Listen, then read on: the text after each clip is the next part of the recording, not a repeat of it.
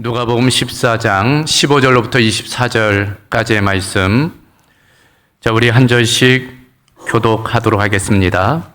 함께 먹는 사람 중에 하나가 이 말을 듣고 이르되 무릇 하나님의 나라에서 떡을 먹는 자는 복되도다 하니 이르시되 어떤 사람이 큰 잔치를 베풀고 많은 사람을 청하였더니 잔치할 시각에 그 청하였던 자들에게 종을 보내어 이르되 오소서 모든 것이 준비되었나이다 하매 다 일치하게 사양하여 한 사람은 이르되 나는 밭을 샀음에 아무래도 나가 보아야 하겠으니 청컨대 나를 양해하도록 하라 하고 또 한 사람은 이르되 나는 소 5 겨리를 샀음에 시험하러 가니 청컨대 나를 양해하도록 하라 하고 또 한 사람이 이르되 나는 장가 들었으니 그러므로 가지 못하겠노라 하는지라.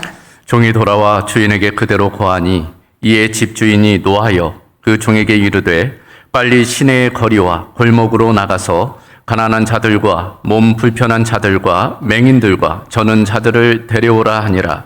종이 이르되 주인이여 명하신 대로 하였으되 아직도 자리가 있나이다. 주인이 종에게 이르되 길과 산 울타리가로 나가서 사람을 강권하여 데려다가 내 집을 채우라. 내가 너희에게 말하노니 전에 청하였던 그 사람들은 하나도 내 잔치를 맛보지 못하리라 하였다 하시니라. 아멘. 자, 오늘 6월 마지막 주일을 맞이했네요. 우리가 6월 한 달 동안 전도 관련 말씀을 함께 나누고 있습니다. 오늘 마지막 시간이죠. 첫 번째 시간, 나와 함께 즐기자라는 제목의 말씀이었습니다. 전도의 본질에 관한 내용이죠. 전도라는 것, 잃어버린 것을 찾는 것이다. 그리고 그 잃어버린 것을 찾은 기쁨에 관해서 우리가 함께 말씀을 나누었습니다. 두 번째 시간은 베데스다의 마음이죠. 전도의 자세, 태도에 관한 내용입니다. 어떤 마음으로 전도해야 될까? 주님의 마음이라는 거예요. 그 중심에는 베데스다, 자비의 마음, 긍휼의 마음이 필요하다는 것, 우리가 함께 살펴보았습니다. 지난 시간 세 번째 시간이었죠. 안드레 전도법이었습니다. 전도의 원리에 관한 거예요. 어떻게 전도할 것인가? 이제 전도의 방법을 안드레를 통해서 함께 살펴보았습니다. 자, 오늘은 네 번째, 이제 마지막 시간이죠. 오늘 함께 읽은 누가복음 14장 15절로부터 24절 이 말씀을 통해서 한마음 큰 잔치라는 제목으로 함께 말씀을 나눕니다. 이 전도라는 것이 바로 하나님께서 우리에게 베푸신 천국 잔치라는 관점으로 말씀을 나누려고 그래요. 자, 여러분 잔치 좋아하십니까? 잔치 좋아하세요? 예, 잔치 좋아합니다. 저도 좋아해요. 어려서 기억을 떠올려 보면 잔칫날이 되면 동네가 들썩여요. 일단은 큰 천막을 치잖아요. 큰 천막을 치고 돼지도 잡고 떡매도 치고 그리고 가마솥에 육개장도 끓이고 또 솥뚜껑 뒤집어 가지고 이제 그때는 식용유 이런 것도 없어 가지고 돼지 비계로 해서 전도 이제 지짐도 붙이고 이제 그렇게 합니다. 그럼 동네 사람들이 다 동원돼요. 어른 아이 할 것 없이 다 잔치에 참여합니다. 심지어는 동네 개라는 개들도 다 몰려와요. 기름 냄새 맡고 이제 그 잔치 자리에 몰려온 그런 기억들이 있어요. 그러니까 결혼식이라 있지, 칠순, 팔순이라 있지, 이런 것들이 되면 그런 잔치가 있게 된 것입니다. 근데 우리만 아닌 것 같아요.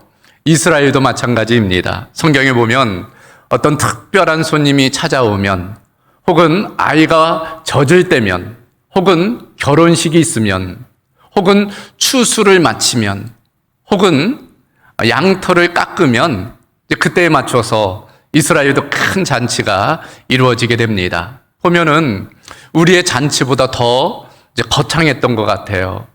일례로 결혼식의 경우 이스라엘은 7일간 결혼식이 진행이 돼요. 피로연이 진행이 됩니다. 저도 성지순례 갔다가 마침 결혼식 피로연 진행되는 것을 목격한 바가 있어요. 대단하더라고요. 춤, 노래가 끊이지 않아요. 음식이 대단합니다. 그걸 7일 동안 진행을 해요. 밤새도록. 웃고, 놀고, 춤추고, 기쁨을 나누는 거죠. 오늘 말씀도 잔치에 관한 거예요. 큰 잔치의 비유를 우리가 함께 살펴보게 됩니다. 먼저 오늘 말씀을 이해하기 위해서는 좀 본문의 배경을 좀 알 필요가 있어요. 사실 오늘 본문은 1절에서부터 이어지는 내용입니다. 그래서 1절을 한번 우리가 들여다봐야 되겠는데 1절 말씀을 보면 안식일에 예수께서 한 바리새인 지도자의 집에 떡 잡수시러 들어가시니 그들이 엿보고 있더라. 그러니까 어느 안식일에 예수님께서 회당 예배를 마치고 바리새인 지도자의 초대를 받고 한 집에, 그 집에 찾아가신 거예요. 근데 분위기는 우호적이지는 않았던 것 같아요. 1절 하반절을 보니까 그들이 엿보았다라는 것을 보면은 예수님에 대한 좀 적대적인 분위기가 분명합니다. 여기서 말하는 그들은 3절에 따르면 율법 교사, 바리새인들이에요. 그러니까 바리새인들, 율법 교사들이 지금 그들만의 잔치를 벌이는 거예요. 끼리끼리 그들만의 지금 식사를 하고 있는 것입니다. 그곳에 예수님을 초대한 거예요. 그런데 2절을 보면 마침 그곳에 수종병 든 자가 있었다는 거예요. 우연처럼 보이지만 그러지는 않은 것 같아요. 전체적인 분위기를 보면 일부러 그 병자를 데려온 거죠. 그리고 예수님이 그 병자를 지금 안식일인데 치료하느냐, 그런 것들을 보려는 거예요. 예수님이 그들의 마음을 이미 알고 계셨어요. 어떻게 합니까? 그 수종병자, 그 사람을 고쳐줘요. 이 수종병이라는 것이 심장이나 신장이 약하면 몸에 물을 잘 배출하지 못해서 몸이 붓는 병이거든요. 아마도 그 사람의 얼굴이 팅팅 부었었던 것 같아요. 그 사람을 치료해 보내는 것입니다. 그리고 예수님 말씀하세요. 한번 생각해봐라. 안식일이라고 해서 만약 아들이 수렁에 빠졌다면, 아니 아들이 아니고 소라도 수렁에 빠졌다면 그것을 건져내는 것이 마땅하지 않겠느냐 하면서 그들의 완악함을 책망하세요. 그러면서 예수님이 이모저모 그 바리새인들, 율법교사들, 그들의 잘못된 행태, 잘못된 신앙 양태를 이제 책망하시는 내용이 나옵니다. 이를테면 그들의 겉과 속이 다른 이중적인 가식적인 모습을 책망하세요. 그리고 높은 자리를 앉으려고 하는 그들의 교만한 모습을 책망하세요. 더불어서 자기들끼리만 그런 모여있는 그런 폐쇄적인 모습을 책망하십니다. 자, 그런 와중에 비유로 하신 말씀이 오늘 이 큰 잔치 비유이죠. 이 말씀이 나오게 된 결정적인 이유 15절 때문이에요. 15절 말씀을 다시 보면 함께 먹는 사람 중에 하나가 이 말을 듣고 바로 예수님의 말씀, 그 말씀을 듣고 이르되 무릇 하나님의 나라에서 떡을 먹는 자는 복되도다. 그러니까 무슨 의미인가 하면은 지금 이들은 바리새인들이잖아요. 율법학자들입니다. 그러니까 자기들은 이제 선민의식이 있었어요. 자기는 의로운 유대인이다. 그래서 죄인이나 이방인들은 그 하나님의 나라, 그 하늘잔치에 참여하지 못하지만 우리는 그 나라의 잔치에 참여하니 참 복 있는 사람이다. 그렇게 이야기를 하는 것입니다. 자, 그 이야기를 듣고 지금 예수님이 비유로 말씀하시는 거예요. 그것이 오늘 본문의 내용입니다. 참고할 것은 오늘 내용과 비슷한 본문이 마태복음 22장에도 나와 있어요. 마태복음 22장 1절로부터 10절을 보면 거의 비슷한 이야기가 나와 있는 것입니다. 차이점은 마태복음에는 오늘 잔치를 배설한 사람이 임금으로 되어져 있어요. 그리고 아들의 혼인잔치에 이제 사람을 초대하는 것으로 되어져 있는 것입니다. 종합해 보면 어떤 임금이 자기 아들의 혼인잔치에 이제 사람들을 초대한 거예요. 모든 것이 완벽하게 준비되었으니 와서 이 잔치를 즐기라. 그렇게 이야기한 것입니다. 그런데 그 초대된 사람들이 오지 않았다는 거예요. 이래서 못 가고 저래서 못 가고 그래서 아무도 오지 않았다는 것입니다. 자, 그 이야기를 듣고 이 주인이 분노했다는 거예요. 그리고 종들에게 명하기를 시내에 가서 이제 초대받지 않았던 사람들, 그들을 모두 초청해서 데려오라. 이야기를 합니다. 가난한 자, 병든 자, 그 모두를 데려오라. 이야기를 하는 거예요. 그래서 그들을 데려왔다는 거예요. 그런데 아직도 자리가 비게 되었다는 거죠. 그러자 주인이 또 명령했다는 것입니다. 이제는 성 밖에까지 나가가지고 나그네 이방인들 그들까지도 초대해서 데려와라. 그렇게 이야기를 했다는 것입니다. 자, 이것이 오늘 본문 큰 잔치 비유의 내용이지요. 자, 예수님은 이 비유를 통해서 도대체 우리에게 지금 무엇을 말씀하고 있는 것일까? 오늘 그 내용을 함께 살펴보려고 합니다. 그 첫 번째는 천국은 하나님이 준비하신 잔치라는 거예요. 천국은 하나님께서 예비해 놓으신 큰 잔치와 같다는 것입니다. 오늘 16절을 보면 이르시되 어떤 사람이 큰 잔치를 베풀고 많은 사람을 청하였다. 마태복음 22장 1절을 보면 천국은 마치 자기 아들을 위하여 혼인잔치를 베푼 어떤 임금과 같다. 종합해 보면 여기 나온 어떤 사람, 곧 하나님을 상징하죠. 그리고 그가 배설한 잔치는 바로 천국 잔치를 의미해요. 하나님께서 준비하신 그 하늘 잔치, 천국 잔치를 의미하는 것입니다. 여러분, 잔치의 격은 그 잔치를 준비한 사람에게 달려 있어요. 그 잔치를 누가 주관하느냐가 그 잔치의 성격을 결정합니다. 잔치의 질을 결정을 해요. 그렇죠? 만약 대감마님이 준비한 잔치는 그건 대감잔치죠. 반면 왕이 준비한 잔치는 왕의 잔치예요. 그렇다면 하나님이 준비하신 잔치는 그건 하나님의 잔치, 천국 잔치가 되는 것입니다. 오늘 본문의 잔치는 바로 그와 같은 하늘 잔치, 천국 잔치를 이야기하는 것입니다. 그러므로 세상의 잔치와는 다르다는 거예요. 그 규모에 있어서, 그 내용에 있어서 다를 수밖에 없다. 비교할 수 없다는 것을 전제하고 있습니다. 즉, 모자람도 없고 부족함도 없다. 그걸 말씀하고 있어요. 그래서 오늘 본문 17절에 따르면 이제 종들을 불러서 사람들을 초대하잖아요. 뭐라고 이야기합니까? 오소서, 모든 것이 준비되었나이다. 모든 것 완벽하게 준비되었다는 거예요. 마태복음 22장 4절에는 내가 오찬을 준비하되 나의 소와 살진 짐승을 잡고 모든 것을 갖추었으니 혼인잔치에 오소서. 소도 잡고 많은 짐승도 잡고 모든 것을 준비했다는 거예요. 완벽하게 준비했다는 것입니다. 그것이 하늘잔치, 천국잔치의 특징이다 말씀하고 있어요. 그래요, 우리 인간의 잔치는 완벽하지는 못해요. 그렇잖아요. 잔치에 가보면 뭔가 조금 모자란다, 아쉽다, 그런 생각을 가지기 마련입니다. 실제로 요한복음 2장에 보면은 가나 혼인잔치 이야기가 나오잖아요. 혼주가 준비한다고 준비했어요. 그런데 뭐가 부족했어요? 포도주가 부족한 거예요. 그래서 영이 깨져버렸습니다. 그때 마침 주님께서 물이 포도주 되게 하세요. 갖다 주어라. 처음 포도주보다 나중 포도주가 더 좋았다. 다시금 기쁨이 회복된 것을 보여주고 있습니다. 세상의 잔치는 미흡할 수밖에 없어요. 아쉬울 수밖에 없습니다. 그러나 하나님께서 준비하신 잔치는 완벽 그 자체예요.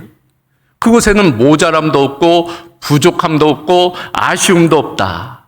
이를테면 불이나 고통이나 눈물이나 질병이나 죽음이 없는 곳, 그것이 바로 하늘나라 천국 잔치입니다. 영원한 정의와 평강과 기쁨이 실현되는 곳, 그것이 천국 잔치예요. 그래서 이사야는 메시아의 도래, 하나님 나라의 완성에 그와 같은 일이 일어날 것을 이미 예언한 바가 있습니다. 이사야 25장 6절 이하를 보면 만군의 여호와께서 이 산에서 만민을 위하여 기름진 것과 오래 저장하였던 포도주로 연회를 베푸시리니 곧 골수가 가득한 기름진 것과 오래 저장하였던 맑은 포도주로 하실 것이며 또 이 산에서 모든 민족의 얼굴을 가린 가리개와 열방 위에 덮인 덮개를 제하시며 사망을 영원히 멸하실 것이라. 주 여호와께서 모든 얼굴에서 눈물을 씻기시며 자기 백성의 수치를 온 천하에서 제하시리라. 천국 잔치의 내용에 관한 것입니다. 거기는 부족함이 없다는 거예요. 포도주가 넘친다는 거예요. 골수가 가득한 기름진 것이 넘친다는 거예요. 모든 열방의 사람들을 그 잔치의 자리에 부르신다는 것입니다. 수치를 물러가게 하고 사망을 멸하신다. 하늘 잔치에 관한 내용입니다. 이와 같이 하나님께서 준비한 잔치는 세상의 잔치와는 전혀 다름을 우리에게 말씀해 주고 있어요. 우리는 그와 같은 하나님의 나라의 잔치를 경험케 될 것입니다. 언제? 예수님께서 재림하실 때. 요한계시록 19장을 보면 예수님이 다시 오실 때 무엇이 일어나요? 어린 양의 혼인잔치가 일어납니다. 신랑 되신 그 예수님께서 신부된 우리 교회 성도를 부르세요. 어린 양의 혼인잔치에 부르십니다. 우리는 그 잔치에서 기쁨을 누리게 돼, 은혜를 누리게 되는 것입니다. 그때뿐일까요? 성경은 아니라고 이야기해요. 미래에 경험할 그 하나님 나라의 잔치를 지금 여기에서도 경험할 수 있다. 하나님 나라의 현재성입니다. 하나님 나라는 멀리에 있는 것만이 아니에요. 지금 우리가 이곳에서 경험할 수 있는 나라입니다. 하나님의 다스림 안에, 하나님의 그 통치 안에 우리가 머물 때, 가지가 그 포도나무에 붙어 있을 때 그 공급하시는 은혜로 살아가는 것처럼 우리가 주님 안에 머물 때 그런 천국 잔치를 경험하게 돼요. 예배가 바로 그 현장이에요. 다른 어느 때도 아니고 바로 예배하는 이 시간이 바로 천국 잔치를 경험하는 시간입니다. 하나님께서 우리를 위해서 잔치를 지금 예배해 놓으신 거예요. 말씀의 떡상이 지금 예배되어져 있습니다. 성령의 은혜가 우리 가운데 부어지는 거예요. 죄악으로부터 멸망받을 수밖에 없는 우리에게 하나님께서는 자유를 선포하세요. 은혜를 선포하시는 것입니다. 그러므로 우리 기독교는 잔치의 종교예요. 기쁨의 종교입니다. 여러분, 다시금 말씀드리지만 예수님의 첫 번째 사역지가 어디였어요? 가나 혼인잔치였습니다. 예수님이 굳이 그 혼인잔치에서 표적을 일으키신 까닭 분명하죠. 우리 가운데 기쁨을 주기 위함이, 잔치의 기쁨을 주기 위함입니다. 예수님 십자가 달리시기 전에 마지막 목요일에 무엇 하셨어요? 최후의 만찬 하셨잖아요. 떡상 베푸시고 포도주를 나누시며 제자들과 함께 잔치하신 거예요. 예수님의 마지막 사역이 뭘까요? 말씀드린 대로 요한계시록 19장 어린 양의 혼인잔치, 우리를 그 자리에 초대하시는 것입니다. 이처럼 하나님은 이미 천국 잔치를 우리에게 준비해 두셨습니다. 그리고 그 하나님은 그 잔치에 많은 사람을 초청하세요. 우리를 초대하시는 것입니다. 그래서 오늘 16절을 보면 이르시되 어떤 사람이 큰 잔치를 베풀고 많은 사람을 청하였다. 초청했다는 거예요. 여러분, 잔치에 가려면 그냥 갈 수 없어요. 초대장이 필요합니다. 유대인들은 특별히 그랬어요. 초대장을 받은 사람만이 필요연에 갈 수 있는 것입니다. 우리도 그렇잖아요. 좀 격식 따지는 곳은 반드시 초대장이 필요해요. 초대장이 없으면 어떻게 됩니까? 불청객이기 때문에 쫓겨날 수밖에 없어요. 이것이 세상 잔치의 모습입니다. 그래서 앞선 내용을 다시금 돌아보면 지금 예수님이 함께한 이 자리가 어떤 자리예요? 바리새인들만 모이는 자리, 율법 교사들만, 자기들끼리만 모이는 자리입니다. 당신들만의 천국이죠. 소위 선민 사상 가운데 이들은, 죄인이나 이방인들은 함께 식사하지 않았어요. 그들은 구원받을 수 없는 존재라고 생각했습니다. 우리들끼리, 유대인들만 구원을 받을 수 있다 생각을 한 거예요. 죄인들도 올 수 없고, 가난한 자, 몸 불편한 자, 저는 자, 맹인들도 올 수 없었어요. 이방인들도 올 수 없었습니다. 그것이 세상 잔치의 모습이에요. 그러나 지금 예수님 이 비유를 통해서 말씀하시는 것은 하나님 나라는 그렇지 않다는 거예요. 천국 잔치는 그렇지 않다는 것입니다. 하나님이 준비하신 그 잔치는 모두에게 열린 잔치이다. 누구나 올 수 있는 잔치이다. 그걸 분명히 말씀하는 것입니다. 그래서 오늘 본문에 따르면 주인이 처음에는 지인들을 초대하죠. 그 다음 어떻게 합니까? 시내에 있는 사람들을 초대하는데 가난한 자들, 몸 불편한 자들, 맹인들, 저는 자들. 당시 유대인들의 보기에는 소외된 자들이에요. 도무지 하늘나라에 들어갈 수 없다고 생각했던 그런 사람들입니다. 근데 그런 사람들을 부르는 거예요. 그러나 아직도 자리가 비자 어떻게 합니까? 성 밖으로까지 내보내요. 성 밖이라는 것은 이방을 상징합니다. 이스라엘 사람들만 아니라 이방인들까지도 구원의 문이 열렸음을 보여주는 거예요. 모두를 향한 초대라고 할 수 있습니다. 이미 하나님은 구약에서부터 이미 그걸 말씀해 주셨어요. 아브라함에게 말씀하셨잖아요. 아브라함을 택하시고 부르신 다음 너는 복이 될지라 너로 말미암아 천하 모든 사람이 복을 얻을 것이라. 아브라함을 택하신 것은 모든 사람의 구원의 통로 되게 하기 위함이라는 거예요. 이사야를 통해서도 말씀하십니다. 오라 너희 모든 목마른 자들아 물로 나오라. 돈 없는 자도 오라. 너희는 와서 사 먹되 돈 없이 값 없이 포도주와 젖을 사라. 모두를 향한 초대이죠. 돈 없어도 괜찮아. 목마르면 와서 마시면 돼. 모두를 초대하는 거예요. 예수님도 마찬가지입니다. 수고하고 무거운 짐진 자들아 다 내게로 오라. 내가 너희를 쉬게 하리라. 모두를 향한 초대인 것입니다.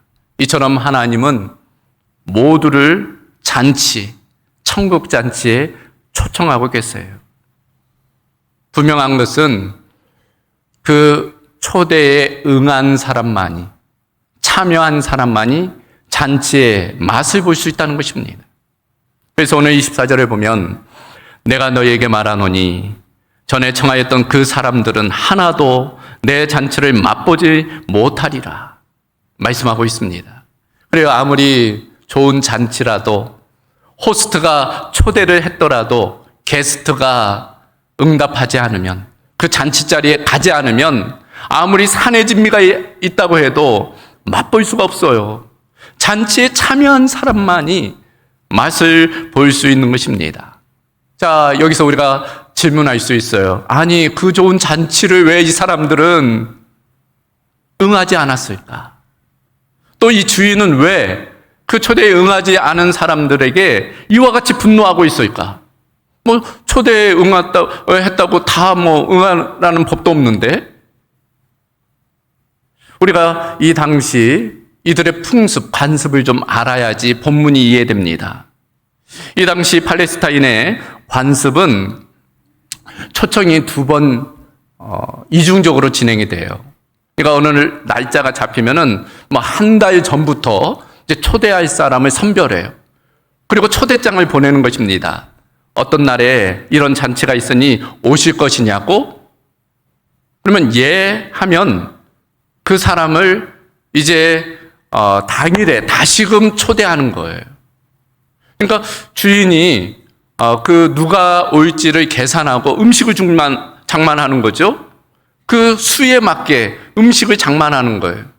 근데 갑작스럽게 안 온다고 하면은 주인 입장에 낭패가 되는 거예요. 그래서 이런 초대에 온다고 했다가 당일에 안 오게 되면 큰 결례라는 것입니다. 주인을 모독하는 일이 된다는 거예요. 마치 선전포고와 같다는 것입니다.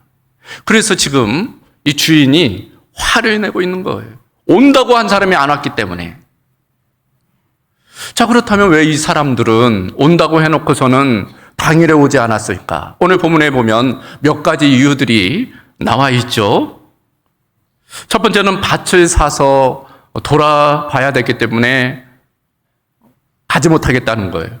여러분, 이 밭이 좋은지 나쁜지 미리 보는 거잖아요. 보지도 않고 밭에 사는 경우가 있습니까? 그러니까 이건 터무니없는 핑계일 뿐이지요. 두 번째 사람은 소를 샀기 때문에 이 소가 잘 일을 하는지 아닌지를 판단하기 위해서 갈 수가 없다는 것입니다. 소도 마찬가지죠. 이 소가 건강한지 일을 잘하는지 미리 살펴보고 사는 거죠. 이유 같지 않은 이유입니다. 마지막 사람 장가 들었기 때문에 갈 수가 없다. 아니, 장가를 갑자기 갑니까? 아니, 그럴 것 같으면 미리 한 달 전 정도에 얘기했을 때 못 간다고 했어야지. 이유 같지 않은 이유에 궁색한 변명일 뿐인 것입니다.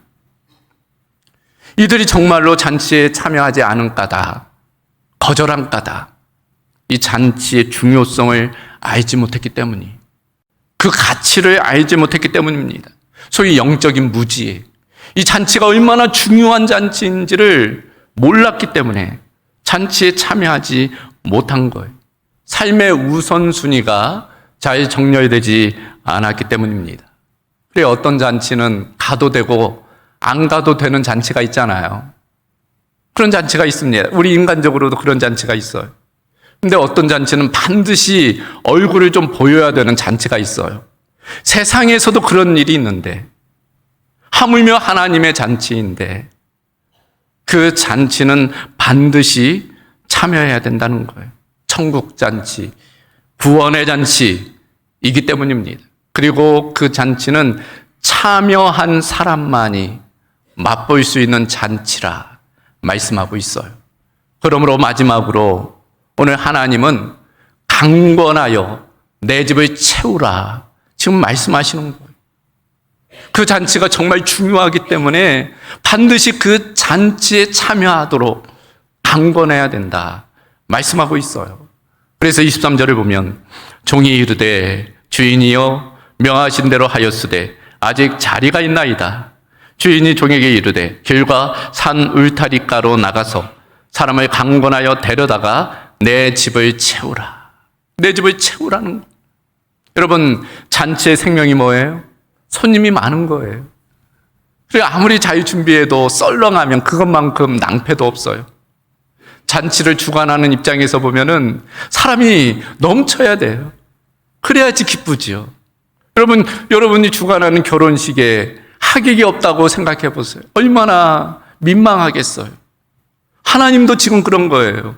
지금 하늘 잔치를 배설해 놨는데 사람이 썰렁하면 되겠느냐. 그러니 강권해서 내 집을 채우라 말씀하고 있는 것입니다. 여기 보면 강권하다, 강제로 멱살을 잡고 끌어오라 그런 이야기가 아니잖아요. 앞서 살펴본 것처럼 그 잔치의 중요성을 모르잖아요, 지금. 그러니까 잘 설명하라는 거예요.